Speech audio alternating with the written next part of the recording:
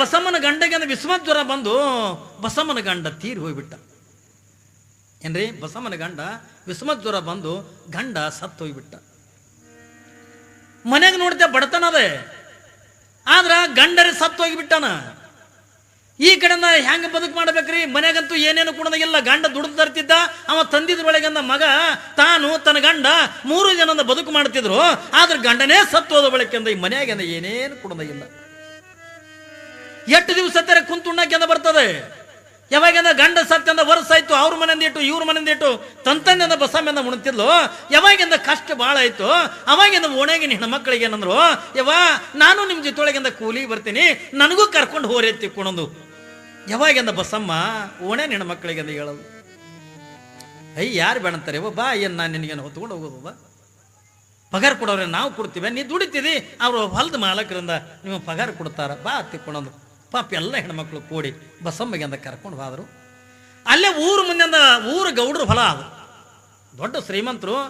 ಏನ್ರಿ ಬೇರೆ ಹೊಲಕ್ಕಿಂದ ಕೆಲಸಕ್ಕೆ ಹೋಗೋದೇ ಬೇಕಾಗಿಲ್ಲ. ಎಷ್ಟು ಆಳು ಮನುಷ್ಯರಾದ್ರು ಅವ್ರ ಹೊಲದಾಗಿಂದ ಸಾಲ್ತಿದ್ದಿಲ್ಲ. ದಿನನಿತ್ಯನ ಕುಣಿದ ಅದೇ ಸಾಹುಕಾರನ ಮನೆಗಿಂದ ಹೊಲಕ್ಕಿಂದ ಕೆಲಸಕ್ಕಿಂದ ಹೋಗ್ತಿದ್ರು. ಯಾವಾಗಿಂದ ಸಾಹುಕಾರನ ಮನೆಗಿಂದ ಹೊಲಕ್ಕಿಂದ ಕೆಲಸಕ್ಕಿಂದ ಹೋಗ್ತಿದ್ರು.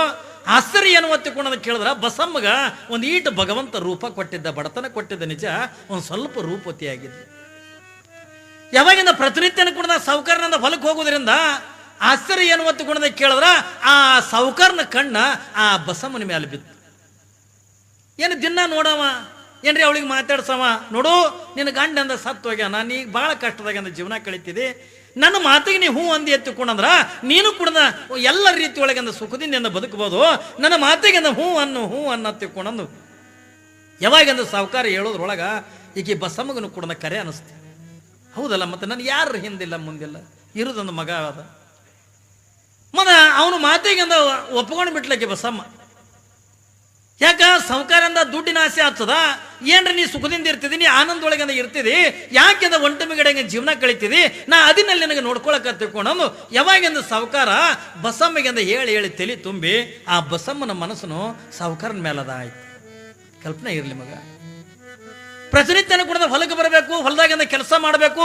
ಇವರಿಬ್ರು ಒಂದು ಸಾಹುಕಾರ ಈ ಬಸಮ್ಮ ಅಲ್ಲೇ ಹೊಲದಾಗಿಂದ ಮಾತಾಡಬೇಕು. ಮತ್ತೆ ತನ್ನ ಸಾಯಂಕಾಲ ಆಯ್ತು ತನ್ನ ಮನೆಗೆ ತಾ ಬರ್ತಿಲ್ಲ ಬಸಮ್ಮ. ಒಂದು ದಿವಸ ಅದು ಏನಾಗ್ಯದ ತಿಳ್ಕೊಂಡು ಕೇಳಿದ್ರೆ ಸಾಹುಕಾರ ಅಂತಾನ, ನಾವು 8 ದಿವಸ ತರ ಹಿಂಗೆ ಹೊರಗೆ ಭೇಟಿ ಆಗೋದು ನೋಡ್ರಿ. ಸಾಹುಕಾರ ಅಂತಾನ, ನಾವು 8 ದಿವಸ ತರ ಹೊರಗಿಂದ ಭೇಟಿ ಆಗೋದು. ಅದಕ್ಕೆ ನಾ ಮನೆಗೆ ಬರ್ತೀನಿ, ನಿಮ್ಮ ಮನೆಗೆಂದ ಬರ್ತೀನಿ ತಿಳ್ಕೊಂಡು ಪಾಪ ಬಸಮ್ಮಗೆ ಅಂದಾಗ, ಪ್ಯಾಡ ಮನ್ಯಾಗ ನನ್ನ ಮಗ ಅದಾನ, ಈ ನನ್ನ ಮಗನಿಗೆ ಅಂತ ತಿಳಿಲಿಕ್ಕೆ ಅದು ನೋಡ್ರಿ. ಆಕಿ ಒಂದು ಕೆಲಸ ಏನು ಒಳ್ಳೇದು ಮಾಡಿದ್ಲ ತಿಳ್ಕೊಂಡು ಕೇಳಿದ್ರ, ಆ ಕೂಸ ಮಾತು ಬರ್ತಾವ ಅನ್ನೋದ್ರಾಗ ಆಕಿ ಅವ್ವ ಅನ್ನೋದನ್ನು ಕಲಿಸಲಿಲ್ಲ, ಅಪ್ಪ ಅನ್ನೋದನ್ನು ಕಲಿಸಲಿಲ್ಲ.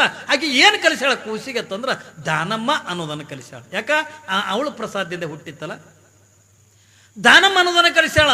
ಏನ್ರಿ ಕುಂತ್ರು ದಾನಮ್ಮ, ನಿಂತ್ರು ದಾನಮ್ಮ, ಅದು ಕೂಸಂದ ಮಾತು ಬಂದಾಗಿನಿಂದು ಒಟ್ಟು ದಾನಮ್ಮನ ಧ್ಯಾನ ಬಿಟ್ರೆ ಮತ್ತೊಂದು ಏನು ಮಾಡ್ತಿದ್ದಿಲ್ಲ ಕೂಸದು.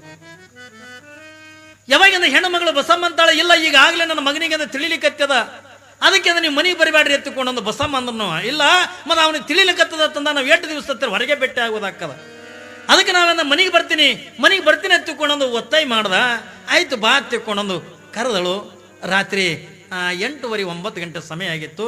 ಆ ಮಗ ದಾನ ಪಿತ್ತಲ್ಲ, ಮಗ ಇವತ್ತ ನೀ ಒಳಗೆ ಮಕ್ಕರಪ್ಪ, ನೀ ಇವತ್ತು ನನ್ನ ಜೋಡಿ ಮಲ್ಕೋಬೇಡ, ನೀ ಶಾಣೆ ಅಲ್ಲ, ನೀ ರಾಜೆ ಅಲ್ಲ, ಇವತ್ತು ನೀ ಒಳಗಿಂದ ಮಲ್ಕೋ ಎತ್ತಿಕೊಂಡು ಒಲ್ಲವ, ನಾನು ನಿನ್ನ ಹತ್ರನೇ ಮಕ್ಕೋತೀನಿ ಎತ್ತಿಕೊಳ್ಳೋದು. ಕೂಸು ಒಂದು ಸವನ ಒದ್ದಾಡಿ ಹೇಳಕ್ಕತ್ತು, ನೀ ರಾಜೆ ಅಲ್ಲ, ನೀ ಹಂಗಲ್ಲ ಹಿಂಗಲ್ಲ ಮಕ್ಕಳಿಗಂದ ಮಾಡ್ತಿರ್ತಾರೆ ನೋಡ್ರಿ.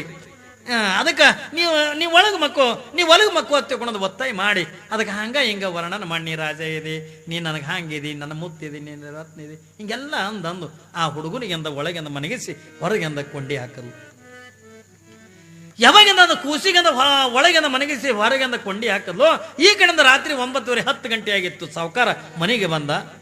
ಯಾವಾಗಿಂದ ಮನೆಗೆ ಬಂದ, ಕೂಸಿಗೆ ನಮ್ಮ ತಾಯಿ ಮಗ್ಲು ಮಕ್ಕೊಂಡಿದ್ ರೂಢಿ. ಅದಕ್ಕೆ ಏನ್ರಿ ನೋಡ್ರಿ, ನೀವು ಮಕ್ಕಳಿಗೆ ಏನ್ರಿ ತಾಯಿ ಮೈ ಮೇಗಂದ ಕೈ ಹಾಕಿ ಮಕ್ಕೊಂಡ್ರೆ ಅವಕ್ಕೆ ನಿದ್ದೆ ಬೇಡ, ತಾಯರೇ ಆ ಕೂಸುಗಳ ಮೇಲೆ ಕೈ ಹಾಕಬೇಕು ಅಂದ್ರೆ ಮಕ್ಕಳಿಗೆ ಅಂದ ನಿದ್ದೆ ಬರ್ತದ.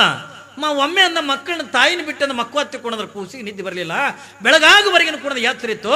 ಇವ್ರು ಈರುವರೆಗೆ ಕೂಡ ಹೊರಗೆ ಬಸಮ್ಮ ಆ ಸಾಹುಕಾರ ಇವರಿಬ್ರು ನಗೋದನ್ನ, ಇವರಿಬ್ರು ಚೆಲ್ಲಾಟ ಆಡೋದನ್ನ ಅದು ಬಾಕಲು ಸುಳಿಕೆಯಾಗಿ ನಿಂತ್ಕೊಂಡು ನೋಡ್ತಿತ್ತು.